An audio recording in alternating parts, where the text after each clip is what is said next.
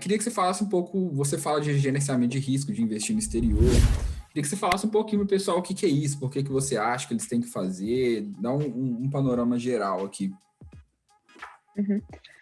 Quando a gente fala do Brasil, a gente fala nada mais, nada menos de uma economia emergente. E uma economia emergente é uma montanha-russa de emoções. Então, vai lá, Bolsonaro dá um discurso, a Bolsa Brasileira despenca. Então, assim, gente, aqui é muita volatilidade. E quando a gente está falando dos Estados Unidos, a gente está falando de uma economia estável, uma economia desenvolvida. E a gente está falando de uma moeda estável. O dólar, ele é considerado safe haven hoje em dia, né? Então, quando os investidores estão com medo, eles fogem para o dólar. Não investidores do Brasil, investidores mundiais, investidores ao redor do mundo. Todos eles fogem para o dólar quando eles estão com medo. Então, vocês vão verificar que quando a gente está com um índice de incerteza muito grande, quando a gente está com um índice de volatilidade na altura, o preço do dólar está subindo. Porque eles fogem para o dólar para se proteger de momentos de volatilidade, de momentos de incerteza. Quando a gente fala dos Estados Unidos, além dessa oportunidade de a gente ter de estar balanceando, a gente está falando de uma moeda que tem correlação negativa com o Ibovespa. Então, o que é correlação negativa? É quando as moedas se movem, os ativos se movem em direções opostas. Então, quando o dólar está subindo, por exemplo, o Ibovespa está caindo. Então, a gente estaria protegido se a gente estivesse, vamos supor, no momento de coronavírus, tá? Se a gente tivesse naquela queda de Bovespa, se a gente tivesse só de deixar o nosso dinheiro na corretora americana, a gente não teria tido uma queda tão grande na nossa carteira. Porque a gente teria o dólar se valorizando bizarramente. Eu nem lembro até qual foi a valorização do dólar no passado. Mas, na queda do coronavírus, a Bolsa Brasileira despencou e o dólar subiu.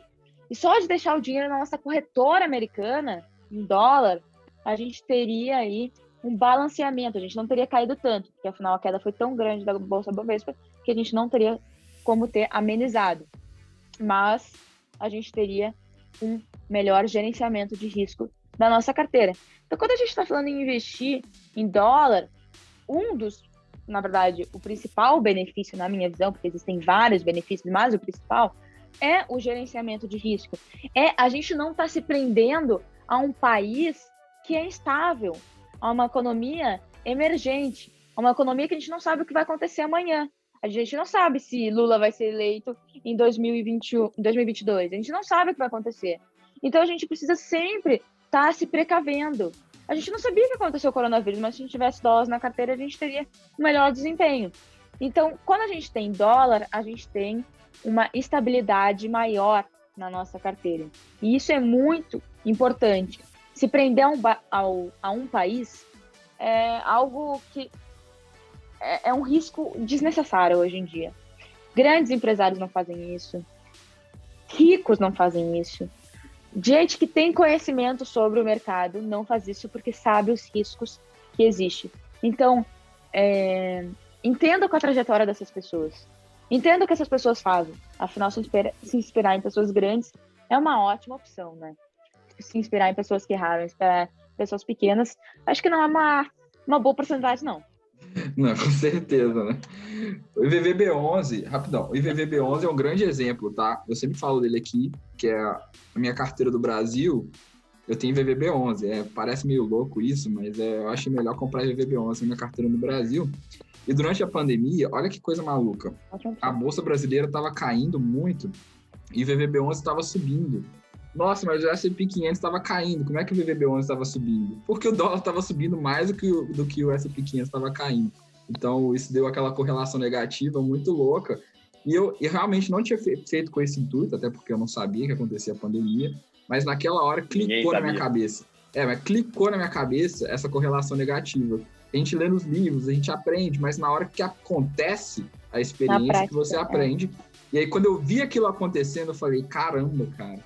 Tá aí, todo mundo precisa fazer isso, porque olha aqui, tá tudo caindo, o S&P 500 caindo, o Bovespa caindo e o IVVB11 subindo. É por isso que o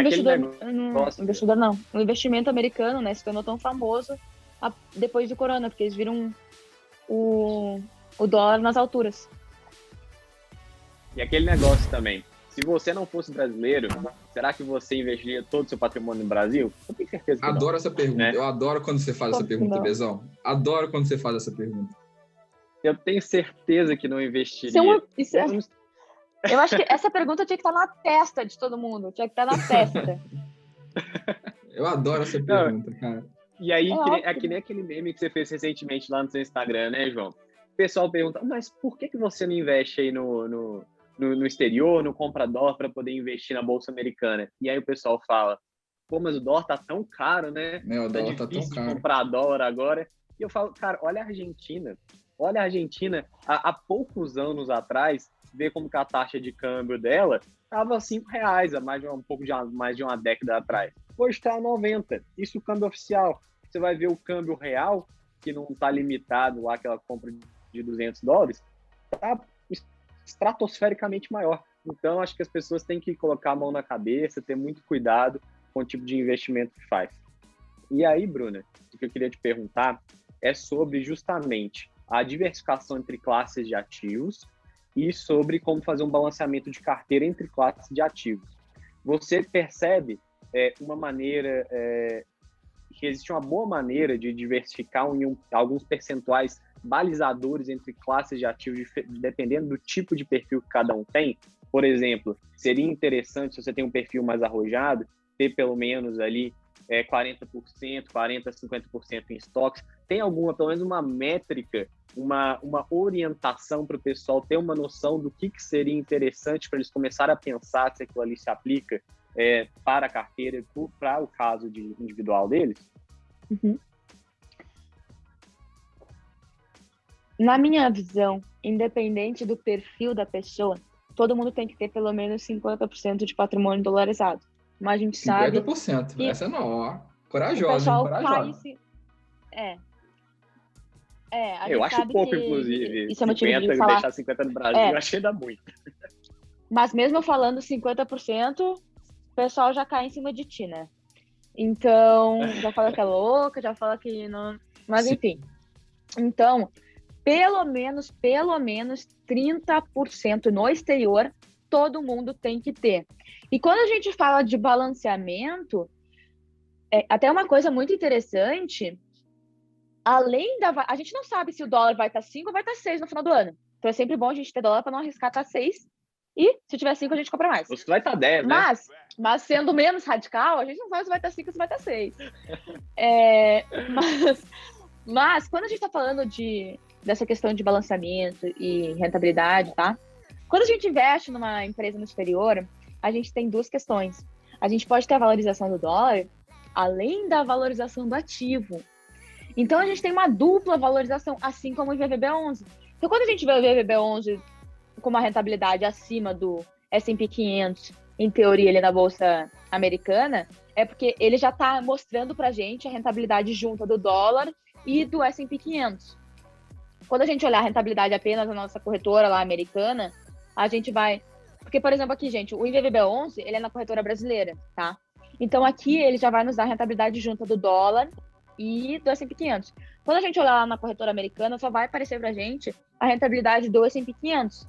Mas quando a gente vender a nossa cotação e transformar esse dinheiro em real, ele vai ter a valorização do dólar junto. Então, para fazer o balanceamento, se a gente tem uma tendência natural, que é a tendência de subida de valorização do dólar frente ao real, isso é natural. Isso aconteceu nos últimos 200 anos. Isso é natural. 200 não, desculpa. Nos últimos 28 anos, que quando o real 200 anos, né?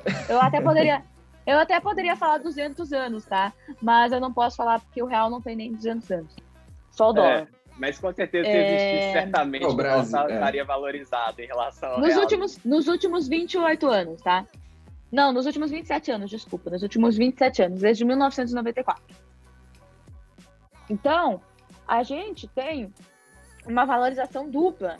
A gente está com 20% no exterior e a gente quer ter 30%. A gente, ao invés de investir no brasileiro, continua investindo no exterior.